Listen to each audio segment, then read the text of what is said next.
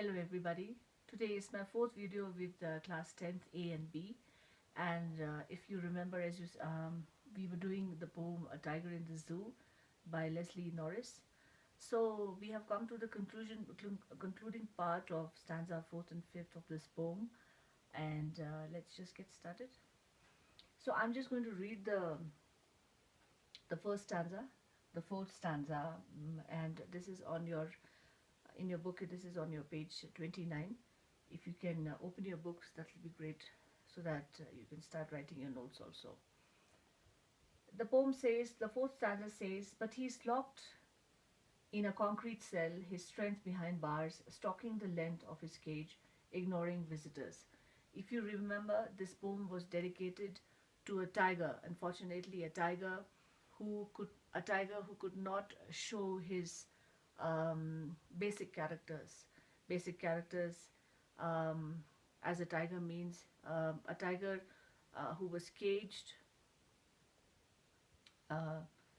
in a zoo.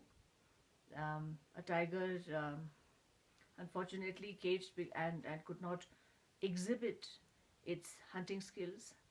Unfortunately, could not terrorize the villagers. The small hamlets and small villages around the jungle, something that a tiger is famous for. Could not fight for its food, and most importantly, could not enjoy roaming in the wild as one of the most beautiful creatures of nature. This tiger is unfortunately caged, and if you remember how the poet was trying to describe the beauty of its striped skin, striped fur, and how the tiger was roaming from one point to another, because it is caged in a very small container, and it could not enjoy life. The tiger is very upset, very sad. So this is just a continuation of that. So he again, if you remember that in poetry you call it poetic license. You know, English is a very funny language. Everyone says that. You know, you have these do's and don'ts about what is supposed to be used for humans and non-living things.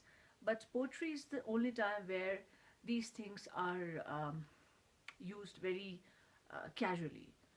In this poem, you can see that the tiger is referred as a he. In normal conversations, you would not do that because it's an animal. But here, the poet has taken the advantage of giving, referring to this tiger as a he.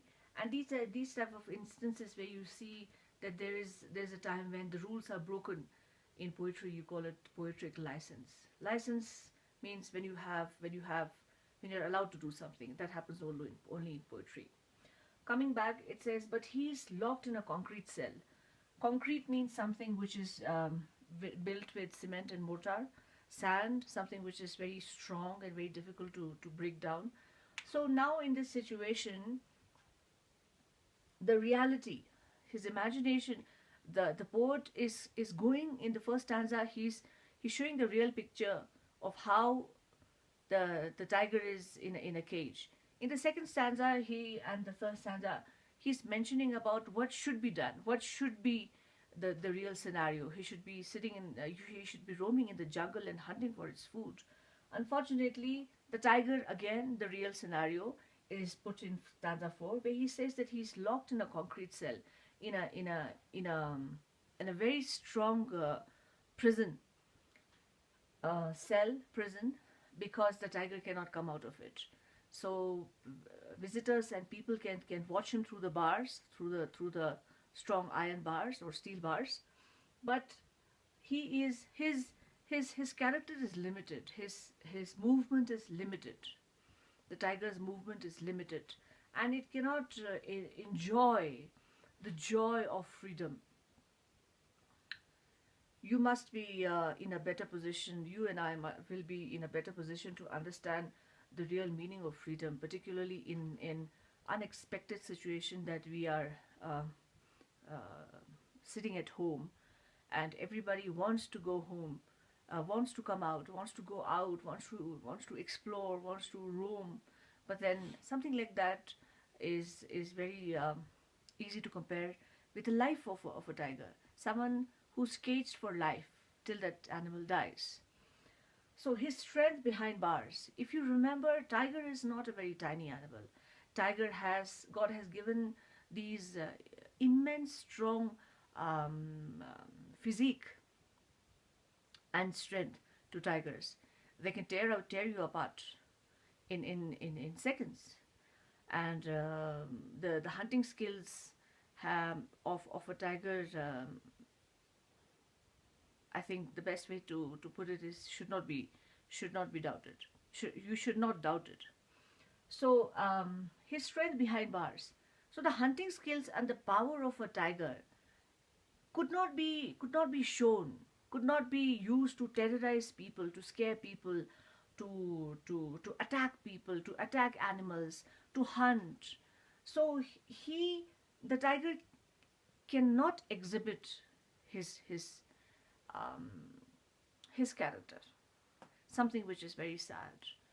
So the tiger is confined. Tiger is forced to sit in a prison, and the tiger is forced and kept in a prison, kept in a cell for our amusement, for the amusement of humans. Sometimes maybe you might find situations where tigers are kept in captivity or taken to other places in order to save that particular species, particularly now when wild animals are endangered because people are hunting, poachers are hunting them for their skin and bones and everything that you can imagine, and meat also. There are situations where animals are exchanged from one country to another and kept in zoos in order to for breeding. But in this situation, we are not talking about that situation. In this situation, we are talking about the agony, the pain, the sadness of a tiger who's caged, who's forced to live in confinement in prison. Stalking the length of his cage. If you remember, it was not a very big cage. The tiger was not caged in a very big cage.